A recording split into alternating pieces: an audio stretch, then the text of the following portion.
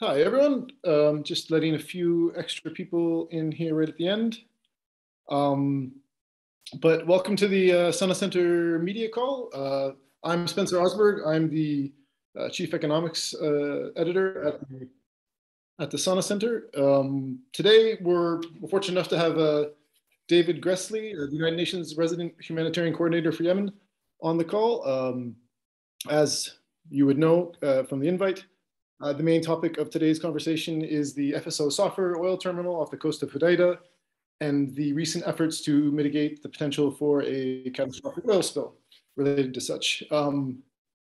We at the Sana Center, we've done over the years a bunch of different articles on the Safer, and what I'll be doing during the chat or during the talk today is I'll drop in links to these articles in case anyone needs background information on the Safer. As a humanitarian coordinator, Mr. Gressly can also speak to the humanitarian situation in general in Yemen if you have any questions about that, but we ask for the focus to stay on the Safer. Just to give you the format for today's call, it will last 1 hour with a little bit of a grace period at the end if needed, but that it will be pretty close to exactly 1 hour. I will shortly be opening the floor to Mr. Gressly for a short introduction, and then I will have a few opening questions of my own before opening the floor to everyone else on the call. If you have a question, please feel free to raise your hand and we can open the mic for you to ask your question. Or if you want to put your question in the chat box, I can ask your question for you. When asking a question, please identify yourself and the organization you work for. Given that the number of people on the call and that we want to give everyone a turn to ask a question, we would ask that you keep your questions short and focused. And please do not ask any more than 2 questions at a time during your turn. If you have more questions after that, you're more than welcome to get back in the queue, but we will give priority to people who have not been able to ask a question yet. We have both English and Arabic speakers on the call, and so we have translation available. If you go to your Zoom language settings, which are down on the dashboard in the lower right-hand side of the screen, you can set it to English or Arabic. So the floor is open to everyone. This session is on the record, and we will be recording it and posting it afterwards to the Sana Center's YouTube channel. So if you miss anything, you can follow up there, or if there's people who would like to have seen the call, then please share the link with them. Other than that, I think we're ready to roll. Have I missed anything, Fada? You're good. Okay, so Mr. Gressly, thank you for agreeing to be on this call, and the floor is yours. Well, Spencer, thank you very much. It's really great to be here, and I would like to thank both you and the Sana Center for the opportunity to reach out to all of the media that's online, and I look forward to answering questions as we go forward this afternoon. I would like to start off by maybe just a brief outline of the overall plan that we have in place, and then talk about the resource requirements, which is the critical piece that we're facing right now. We do have an operational plan that has the confirmed commitment from the authorities here in Sana. Equally important, the government of Yemen. In fact, we just had consultations on that today in both Sana and Aden to reconfirm that. So this plan is well endorsed in terms of the overall approach. So that was an important step to get this operation going. We are very far advanced on procurement of the salvage operation and vessel procurement for transferring the oil. So we're basically pretty ready to go. We have about $144 million we need to carry the whole operation through in 2 stages. An initial emergency operation just to get the oil out of the current Safer tanker into a secure vessel, and then a longer term second stage to replace the existing capacity that the current FSO vessel represents. And so, frankly speaking, the primary constraint we face is no longer really political security or procurement or operational, it's resources. And that's really why I want to highlight that aspect today. And so we've made an appeal in the Netherlands back in May, where we raised about $33 million we need $80 million really to start this operation, to do the emergency phase, and we need the additional 64 million approximately to complete the second stage. So we got the 33 million plus roughly 5-6 million that we already had in hand. So we were roughly in the 40 million range. And I want to thank the donors that did that initial pledge, because that's extremely important to get this resource mobilization initiative underway.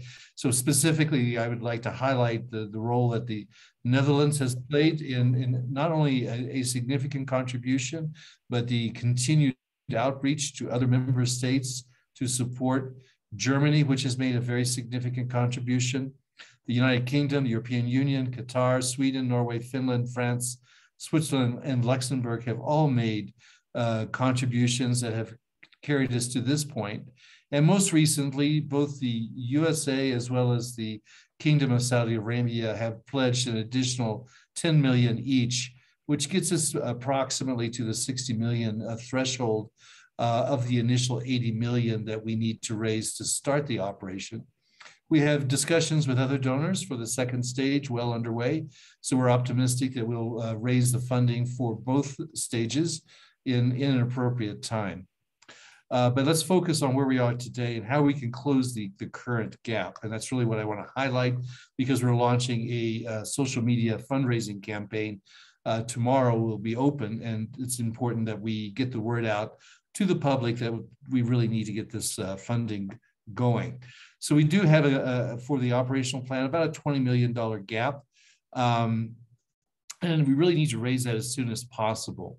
We're entering, we're still in a good period for the operation, but by the time we get to October, November, the environment to carry out the operation becomes more difficult. But more importantly, it's because of the nature of the winds and currents, it increases the chances that this vessel, which is old and decaying, will break up. That would be the highest time of risk, in fact. So we really want to get this going quickly. And so we're trying to get to this 80 million figure by the end of this month. It's doable, but it's going to take a push. And that's why we're calling on the public to help us cross the finish line to get that first 80 million in place. So $20 million is really not much when you look at the overall cost that this catastrophe would have if indeed there were a spill. Well, the estimates that we've received on the cleanup alone would be $20 billion. So $20 million additional investment today to save $20 billion seems like a very easy business case to make. It's a return of $1,000 on every dollar invested. But that 20 billion is just the cleanup cost. It doesn't count the other costs that will affect the region. The disruption to international shipping would be a major, would have a major cost as well, costing huge amounts on a daily basis. We saw that with the recent incident of the Ever Given when it ran aground, how that impacted, and that potential is there if there's sufficient pollution in the shipping lanes, if I could say that, that has could have a significant impact. It will certainly have a significant impact on the ecosystems. The Red Sea is known for its pristine environments, which would no longer be pristine after such a spill. The reefs and the mangroves across the Red Sea could be affected. It might take as much as 25 years to restock the fisheries. Any country along the Red Sea could be affected. It would depend on the currents, winds at the time of the spill that would determine which countries, but that means all countries are currently at risk. Tourism on the Red Sea would be affected. The desalination plants would be affected. It would affect not only the Arabian Peninsula coastline of the Red Sea, but also the African coastline. But of course, Yemen, currently in conflict, would be the most affected. Fishing communities would be devastated with maybe as many as 200,000 jobs wiped out overnight. This industry supports over 2 million people directly or indirectly. Whole families would be exposed to the pollutants. Millions of people would be forced to breathe more polluted air. The ports of Hodeidah and Salif would be closed. These are the ports that supply the majority of Yemeni with food, whether commercial or humanitarian assistance, but also fuel and other life-saving commodities. 17 million Yemenis are already uncertain where their next meal comes from, even in the current circumstances with the ports open. So there's too much at stake to allow this to happen, and we're so close. We just need to bridge that gap and we can start this operation. As I said earlier, we need about 144 million to carry the whole operation through. We need 80 million to start it, to get the emergency operation done, and then we'll work on the long-term replacement capacity. So as I mentioned at the beginning, the political will is there. We reconfirm that periodically. They're anxious, in fact, that we start. So we don't see any real obstacle to move ahead from that front. We just need the funding, as I keep saying. We're close, but we're not there. Every day that goes by is another day that we take a risk, a chance that this vessel will break up and the catastrophe that I described will unfold. We need to take action. And as I mentioned earlier, as we get into October, November, December, the odds of that happening will be significantly higher. So we're running out of time. That's why today I'm announcing a social media fundraising campaign to help us close the gap. We're asking the global public, and not just member states, the global public to crowdfund a quarter of the remaining gap. That would be $5 million for this emergency operation. That is $5 million, which is an ambitious goal for this kind of campaign, but given the stakes, I think it's one that we should strive for. Importantly, every dollar that the public puts forward in this operation sends a message to all other member states and private companies, foundations that have not yet contributed or could contribute, that they also need to act now before it's too late. The campaign itself will be located on the UN website at un.org/Stop Red Sea Spill. That's fairly obvious. And will be hosted also by the Global United Nations website. It will be hosted by the UN website, excuse me, or it will be also accessible through the UN Foundation, where there is a donation page hosted. So you can either access the donations through the Global UN website, the site I mentioned, or go directly to the UN Foundation and make your contribution directly there.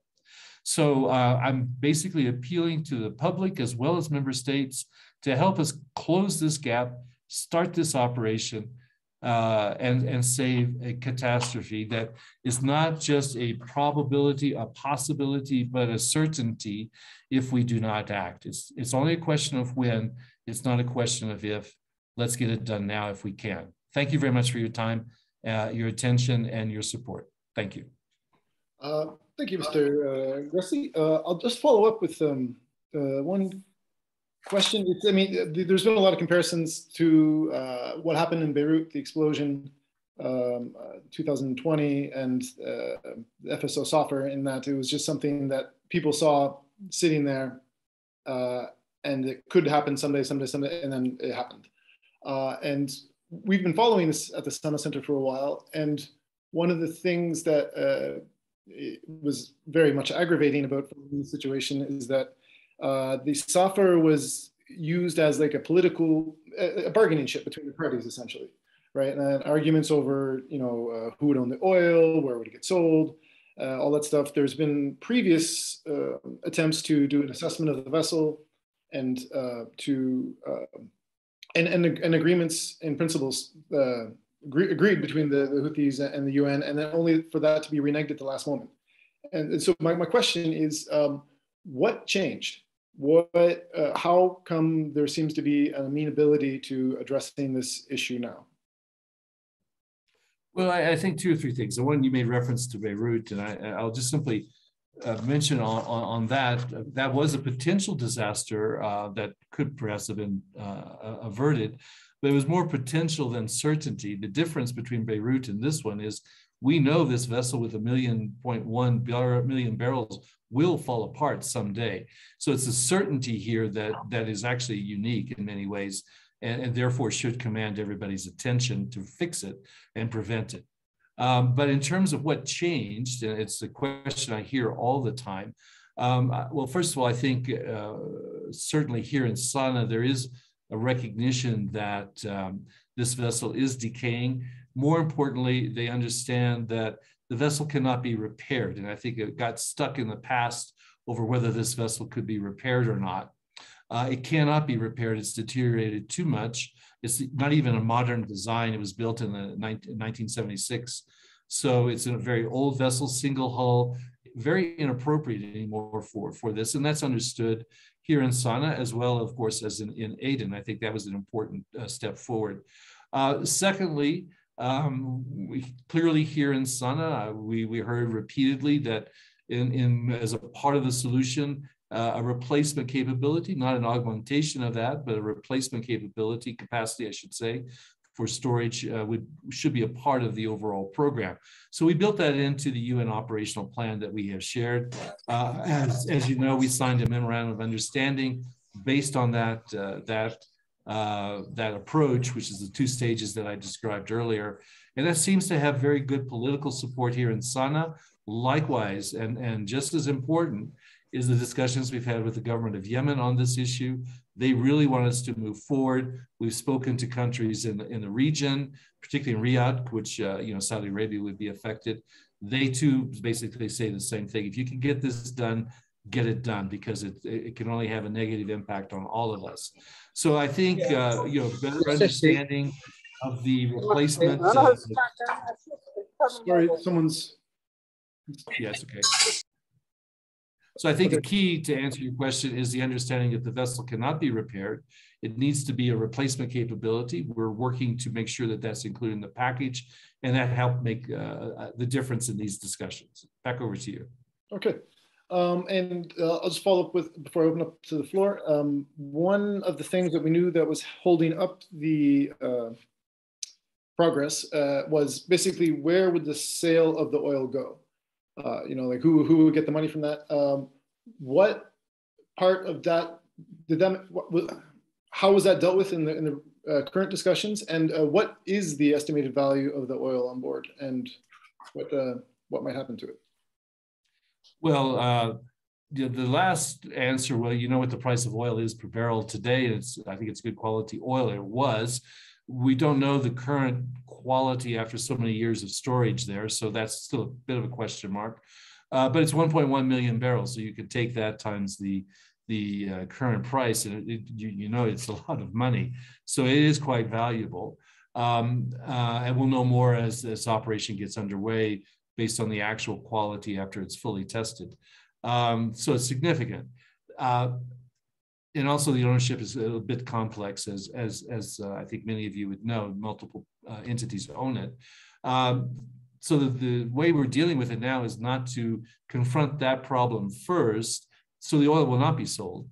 It will simply be placed in a safer, assured vessel that is maintained and designed with modern design to safeguard the oil so it will not spill into the ocean. That buys us the time over months, who knows how long it might take, to discuss what to do with the potential sale of the oil. So the first thing to do is to secure the oil and then worry about the details of selling it and where the proceeds go later. It's going to be a bit of a complex political question, among other things. So we just set that aside for the moment because we don't have to deal with that first. We want to deal with the environmental threat first. Over to you. Okay, thank you. I'll open up to the floor now. I think Helen had her hand up first. Helen, if you want to unmute yourself and then introduce yourself and ask your question. Yeah, thank you very much for giving me the opportunity. I've been involved in working in Yemen and writing and working in rural development for about 50 years. So I won't go into any more details. Thank you very much for your presentation, Mr. Gressly. Actually, my questions really are just a bit of precisions on what I think I understand from what you said. The first one is it possible to start the work before you have the full $80 million? And the second part of this is, will it be too late? I mean, you said the deadline, the work would have to start by the 1st of June. We're now in the middle of June, where you're starting what I think is an unprecedented approach of raising funds for UN operation, which I think has its own interests, which is worth thinking about and talking about. But, you know, when will it be too late to do the work this year if it can't be started before you have the 80 million? And finally, what is or what have been the involvement other than the Saudis who finally offered this 10 million, but all the other Red Sea coastal riverine states, all of whom would be seriously at risk if the disaster happened? Thank you. Okay, yes, it's very difficult to start without the full amount. We don't need the full amount to do the initial salvage work. That would take roughly half the amount that we're talking about, which would be to secure the vessel, make it safe for the transfer and so forth. And that's the most technically complex part. But unless you have a vessel to put it in, which is the second part, and have enough funding to either purchase or lease it, and we're looking at leasing at this point in time, to store it properly and to keep it safe, then you don't have a complete solution even for the emergency part. So, you know, at the end, maybe we can get away with 78 million, maybe we can get away with 77 million, but I think we have to stick to our target of 80 million to make sure that we can actually complete it. I don't want to start an operation that we cannot successfully see all the way through. It would break everybody's confidence if we started it and we didn't have a vessel to put the oil into. So we just can't go down that road. I would also increase the overall cost to do some of these things twice. So that's why we're really insisting on the 80 million at this point in time. When will it be too late? When it spills. Once the spill happens, it's too late. It's simple as that. What I'm trying to say is that the summer period would have been a good period to do it when the probability of a breakup is not so high. But as we go into the end of the year, October, November, and December, that changes and the stresses on the vessel will increase. We could be lucky again, and I talked to the captain of the vessel, who's no longer on to him, and he repeatedly told me, we're so lucky it has not broken up so far. And so it could still be tomorrow, but a breakup in October is more probable than a breakup in June or July. So that's our point. So we will start when we get the full funding, but to start, and if it's more complicated, we'll still start because we need to do it. But we're taking a chance every day by delay. We're rolling the dice every day, and that's the message we're trying to get out. And it would be shame to have a spill happen when we have $70 million in hand and could be so close to getting it done. And then you had another question, sorry. Even in terms of the countries that are participating along the Red Sea coast, to my knowledge, it's only Saudi Arabia so far. In the region, Qatar has put money in as well. They pledged $2 million. We have gotten offers of technical support from countries such as Egypt, for example, through the Suez Authority, which we appreciate those offers. But many of the countries don't have a great deal of resources, particularly if you start looking at Somalia, Djibouti, Eritrea, even Sudan. So I think we have to take a broader regional approach and global approach if we're going to find the resources to do this in the time frame we need to. Thank you very much. Okay, there was a question in Arabic in the chat line, a little up top, from Bassem. Would you be able to translate that for us?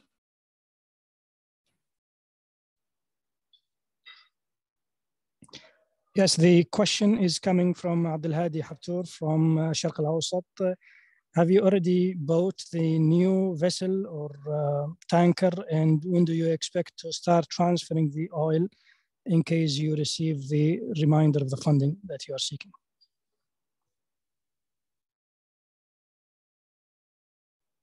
Did you hear the translation? So, Mr. Gressly, did you hear the translation? No, I did not. Oh, not sure. He's not on the English channel, so if he can change his language settings. So if you go to your language settings down on the lower portion on your screen on the right, there it should be like a little world button. And if you press that and go to English, then it should kick in automatically. Can you hear me, Mr. Gressly? This is the interpreter, Bassem. David, can you hear me? Yeah, I hear you now. Thank you. Good. The Thanks question is from the question is from Abdul Hadi Habtour from Sharq al-Awsat newspaper, and he is asking, have you already purchased the new vessel? And when do you expect to start the oil transfer process in case you receive the full funding? If we get the core funding, we need to do about 2 months of preparation work through a salvage company to prepare the current FSO vessel for the transfer, about 9 weeks actually. So even from the start date of the operation, we need 9 weeks before we can actually start physically moving the oil, to answer your question. Then on the first part of the question was the procurement of a vessel. Are you talking about the replacement or the emergency storage vessel? I think he was asking, have you secured the vessel to use for the operation? Have you already purchased the new vessel? Okay, I'll give 2 answers to this depending on what the intent of the question was. The first question is, we have not yet finalized the procurement of a temporary vessel to hold the oil. We have a number of options that we can move quickly on that. So that's not an operational constraint for the first stage. For the second stage, which is the longer term replacement capacity, we intend to bring a salvage company here to Sana'a to review different options in early first week of July to talk about the second phase and how specifically to carry that out. We will obviously do the same thing in Aden so that everybody knows what the options are moving ahead, so that we do things in a way that works for everyone. So the short answer is, on the emergency, that procurement is basically ready to go. We're just waiting for the funding. On the second, we're going to do that work in July to determine the exact options to be utilized, because there are different ways of solving that particular problem. Back over to you. Okay, I'll just keep going through the chat line here for the questions. The next one down the list is from Ryan Bailey from the Sana Center, who's asking, in terms of outreach to regional actors, what discussions have you had with the UAE regarding the plan? I don't believe they've donated funds, and their ambassador to the Security Council has questioned the sincerity of the Houthis' commitment to the deal. We've actually did a joint mission, myself together with the Netherlands ambassador to Yemen and the U.S. Special Envoy to speak with senior officials in Abu Dhabi. We got positive feedback and interest, but also some concerns about ultimate commitment of the authorities, particularly here in Sana'a. That's a common question I get. So that discussion will have to continue, as they have not made a contribution yet. I'm not going to speak on their behalf, but we would certainly encourage those contributions to come in, so that we could help bridge the gap that I've described. On the concern of the commitment here in Sana'a, I have had multiple discussions over the months, including today, in fact, where it was reiterated from the president of the Supreme Political Council here, and the de facto authorities, foreign ministry here, reaffirming once again their not only their support, but the fact that they very appreciate the amount of resource mobilization that's happened already. They find that very encouraging. That's the message I got. Likewise, my colleague, the UNDP representative in Yemen, was in Aden to speak with the technical committee, who once again confirmed their interest in continuing this. So we maintain this contact on a continuous basis to describe how things are moving, how far we've gone on resource mobilization, the details of the plans. And so far, we're receiving positive signals. We will continue that outreach to make sure that we continue to maintain that support until this operation is concluded. Thank you. Okay, and now I'll move on again through the chat line to Nada Al-Tahir. Unfortunately, Nada didn't put her affiliation, but the question is, will the money from selling the scrap be placed in an escrow account so that government employees can be paid? Will the Safer be dismantled immediately after the oil transfer? The current plan is for the second stage is for the existing tanker to be sold as scrap. It's probably worth quite a bit given current steel prices, scrap steel prices in the world today. It would be used to offset the second stage costs, basically. It's more the oil, and that, as I discussed earlier, is still a very open question how that will be managed. But the important thing is that it will be secure. Now, the other thing that will be done as a part of the current operation, however, with the existing vessel, is it will be thoroughly cleaned so that it doesn't present any pollution kind of threat at all. That's a pretty expensive piece of work as well, to make sure that even the vessel that will be salvaged will be very, very well cleaned.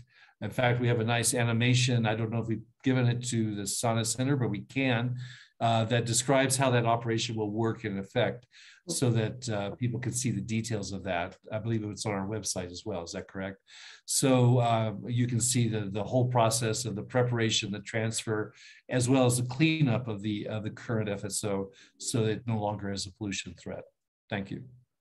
Okay, and just to follow up there, Nada Al-Tahir is with the National. Thank you for posting that, Nada.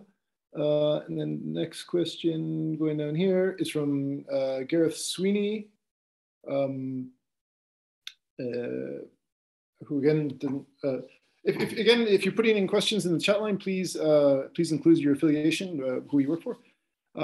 Gareth is asking, Mr. Gressly, could you please share why has the UN chosen the path for public donations rather than going to the private sector to fill the gap? Well, we haven't decided that. We've decided to go to all potential donors, member states first. We're doing current outreach to private companies. In fact, together with the special envoy for the United States to Yemen and myself, we co-hosted a meeting with, I think, 30 multinational companies in Washington about a month ago to also call on them to contribute. So we're doing a multi-pronged approach. Member states, private companies, we're open to foundations. We haven't really initiated that work yet, except for public support, but also now the general public. And I think over time we will see more funding come in from these different types of sources. So we're looking at all of them. Over. Okay, and Gareth is with Crisis Action. Next question here is from Campbell McDermott from The Telegraph. Why has the UN agreed to replace the FSO Safer in addition to salvaging the vessel and its oil? Isn't this effectively a ransom payment to the Houthis? Well, that's an interesting way of phrasing the question.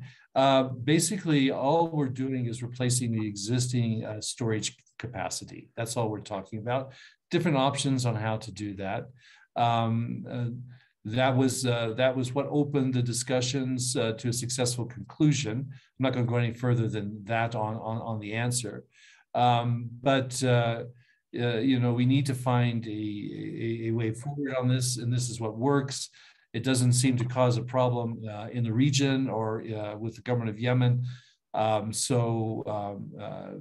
Right now, it's not causing a problem. And if it's a key to unlock this, I think it's a fairly low cost for finding a way forward. So this is the most important thing, is to secure this oil at this point in time. We're not enhancing any capabilities by doing so. We're just replacing it with something that's more secure. Over.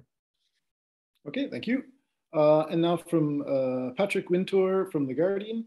Would it be possible to borrow the money off the back of the future proceeds of the sale? And does the dispute over ownership preclude this? Just on one point of info, have any private firms, foundations contributed? The answer to the second question is not yet, though we're optimistic that that could change. And we continue that outreach. If the ownership, well, the ownership is reasonably clear, but there's a difference between ownership and control. Let's just be frank about it. And so that's a part of the dilemma that we face here. So given the what would I say, the different risks involved in the ownership of the oil and any potential to sell it at this point in time, it's to me highly unlikely that you could ever borrow funds against that in any secure way, except at extraordinarily steep discount, which I don't think is in the interest of the people of Yemen anyway. So we haven't pursued that line. Over. Okay, I would encourage people, if you have questions, to please either raise your hand or put them in the chat. Right now, we don't have any other questions, so I'll just continue some of mine. One of the things I've heard is that a big fear companies have is that the area around the Safer is mined with sea mines, or that there are other security, like physical risks to the operation. Could you elaborate on that a little bit and how those are being addressed? Yeah, we of course have a significant mine action program in Yemen with good expertise, very good expertise. And their assessment is that this is not that there's no threat, but it's a manageable threat, the sea mines in particular. So we're not, this is not a game stopper for us. It just requires careful work in order to avoid that. And we're working together. I think you all know we're working with Smith on this as a salvage company. They've done their own internal assessments from these kinds of risks. And we're all comfortable moving ahead, having taken all of that into account. So that's, like everything, one of the operational challenges, but not one that we consider insurmountable at all, one that we can manage and still find a way forward to finish this operation. Over. Mm-hmm. Okay, thank you. And then another question from Helen came up in the chat. Has Ewan ever previously appealed to the general public for cash? Yes, they have. I think most recently, Ukraine, for example. In fact, we're following the footsteps of in the UN Foundation in that regard. So this is not unique, but it's not what we do every day either. So I understand why the question was asked. But no, it's not the first time. Okay. And next in the chat is Wakas. And I'm sorry, Wakas, I'm going to butcher your last name. I'm not even going to attempt the last name. I'm sorry, Wakas. That would be, anyway, so from the Canadian Broadcasting Corporation, the question is, the US is only now contributing while Canada has not. How disappointing is it that countries that have dragged their feet on supporting this project to the point where it may not start anytime soon? Well, I wouldn't call it disappointment. I want to just simply, it's not a personal thing. So it's just a risk thing, if I could put it plainly. And every day that we don't get these contributions, the risk goes up. And it would be unfortunate, as I said, that we don't get the contribution. We look forward to finding, we look forward to continuing discussions with Canada and other member states who have not yet been able to contribute to do so. But I will be, I think, to be frank with the audience here, this is unusual to try to get contributions for something of this nature. It's far easier for me to raise money to respond to a catastrophe than to prevent a catastrophe. Most of the budget lines in various governments are not designed for so much for prevention as it is for emergency response. Sort of structural budgetary issues that are, we find that in many countries, in fact, that they've struggled to find ways to do this. That's why we very much appreciate those that have been able to make these contributions, led by the Netherlands. I want to really highlight the Netherlands in that regard, because they really have done an extraordinary job in the outreach.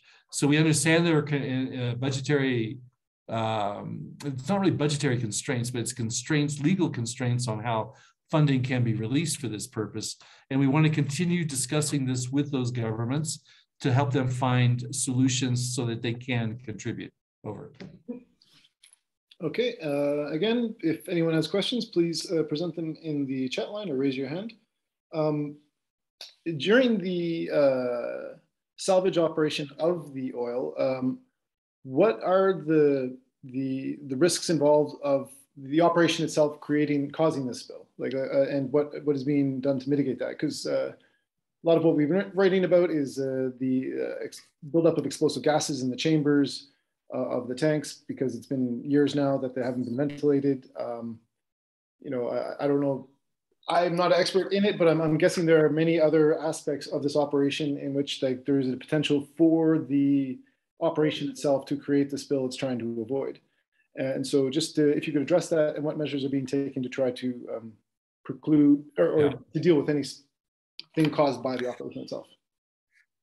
For non-technical people, I would encourage you to take a look at the animation I described earlier on the website that I mentioned, because it actually will show you exactly how some of these things will be dealt with, including the issue of explosive gases, potential leakage during the operation, etc. But the reason it's expensive is because you need to bring in people to secure the vessel. You're correct, the inert gas that normally would inhibit explosions are no longer there because the system that maintains that no longer functions. So one of the first things that will be done is to install a temporary system on board the vessel to reintroduce inert gases to stabilize those chambers that contain the oil. That's just one measure among many. There will, of course, be oil booms around the vessel in case there is any kind of spillage in the process of transfer. But we're dealing with an extraordinarily experienced company who actually dealt with the problem in the Suez Canal that we mentioned earlier. They know what they're doing. I've been quite impressed talking to them. They have to deal with toxic gases, so they'll have to have breathing apparatus to go in and do this safely. But they will work to secure the vessel from a safety point of view for operation, as well as secure the vessel for a safe transfer of the oil. I have great confidence in the information I've received from them on how that will be carried out. Can't say that there is no risk. It is an old, decaying vessel, but the operation is the best option to stop the spill. It will happen anyway. So we just need to go ahead as quickly as we can and get it done with this very well trained and experienced crew. Thank you. Thank you. And we have another question from Anton Kanekas. I'm sorry, I bastardized your last name as well. He's a freelancer from the Netherlands. I heard multiple times Kuwait will donate the vessel, plus we have the 10 million contributions from both Saudi and the US. This would make the 60 million plus the vessel. Why are you not going ahead? Am I wrong if I have the impression that it is not about money, but about politics? Raising the pressure on both Sana and its opponents to give Ewan and Smith salvage more room to maneuver. Well, we have not received any offer from Kuwait for a vessel.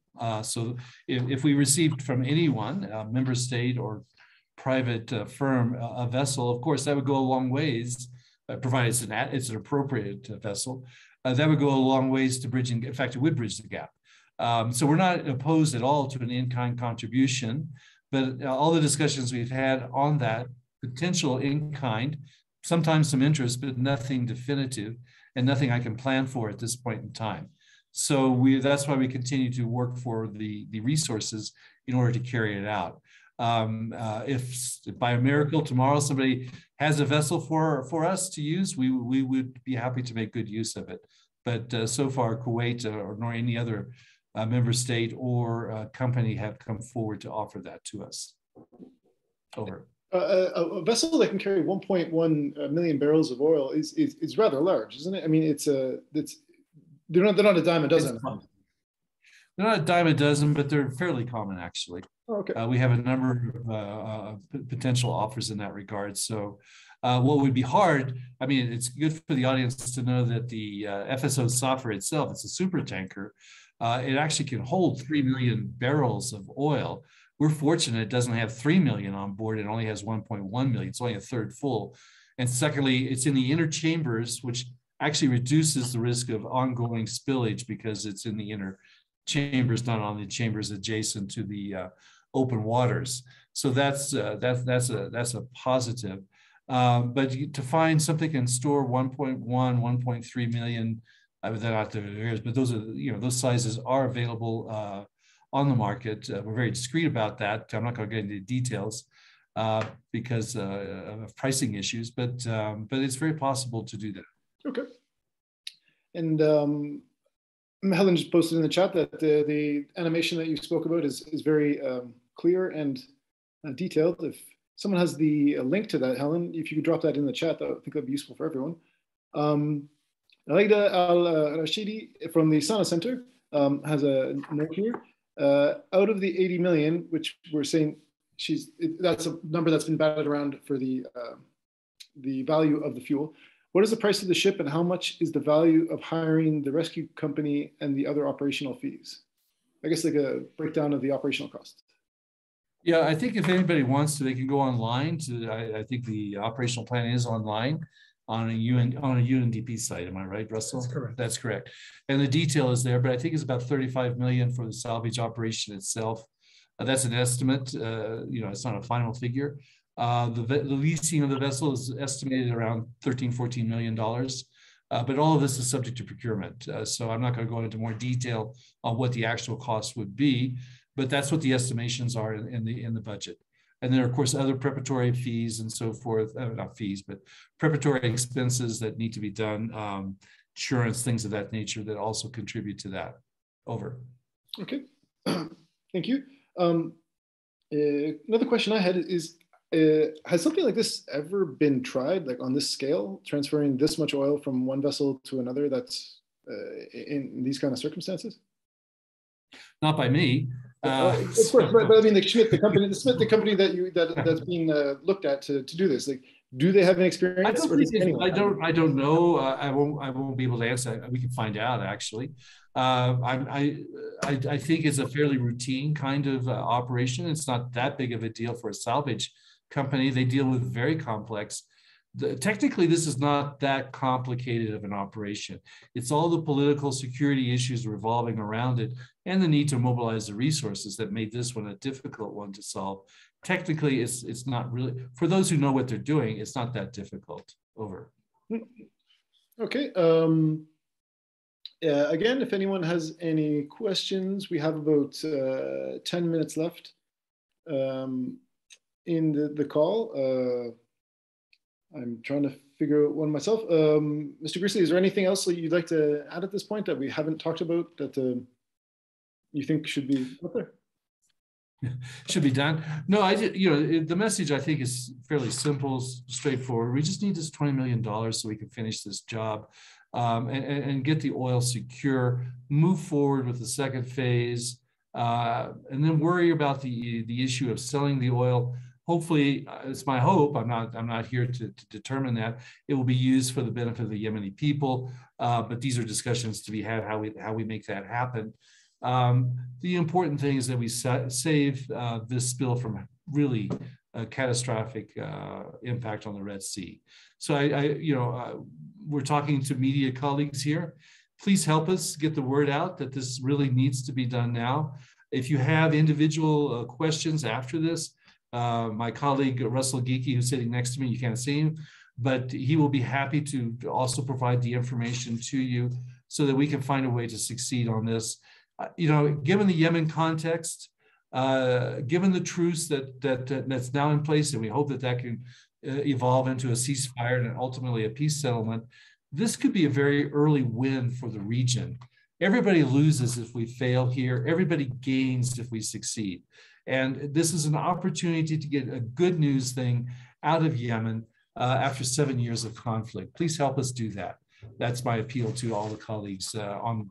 Thank you very much. Okay, I'm just going to ask one question and then, wait a minute, no. So we have Sami Majdi from AP, he came on late and apologizing for that. He's saying, when will the operation start and how much money have you raised so far? I guess if I'm going to paraphrase you, you said you're going to start the operation when you get the money, and that you've raised about 60 million so far. About 3/4 of the way there, yeah. Yeah. Okay. And then I didn't say it yet, but it's a 4-month operation, 9 weeks of preparation, and the remaining time for the actual transfer and cleanup of the existing vessel. Okay. And then there's James Firebrace from YSPG. Is there an answer to Abdul Hadi's question above about the future location of the FSO Safer final replacement? Sorry, did I miss that? I must have missed that question. Sorry. Well, it depends on the option selected, to be honest. If it's another FSO, which is an offshore storage vessel, it would be in the same place. But there are other options that we're looking at that we will be sharing with the authorities concerned. So I don't want to elaborate on those until we have a chance to talk to them about different options. The temporary vessel will be berthed adjacent, not next to, but in the same area.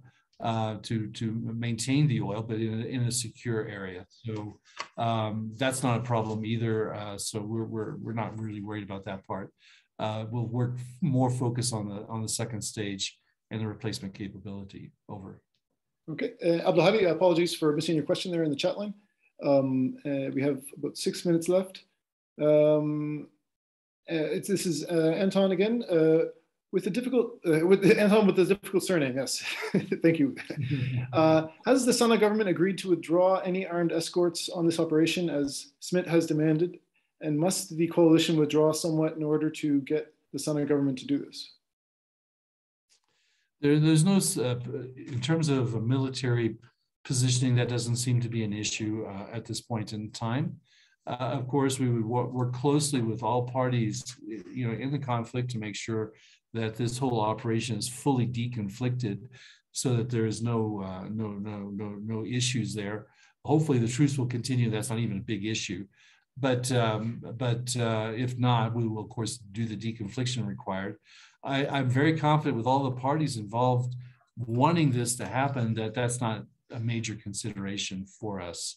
And Smith will be working with the local authorities. We have our own liaison officers on this, working on this. So we'll overcome any of these little local issues. I think we put the past behind us and just focus on getting this operation done.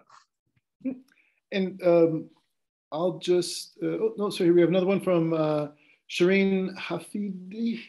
Sorry, again, from Amnesty International. Can you please go into more detail of the humanitarian consequences of on the ground in Yemen in the event there is a spill? Through it in my initial thing. Maybe the best thing in the interest of time is that we share. I think we're going to share the details of this, my comments, right?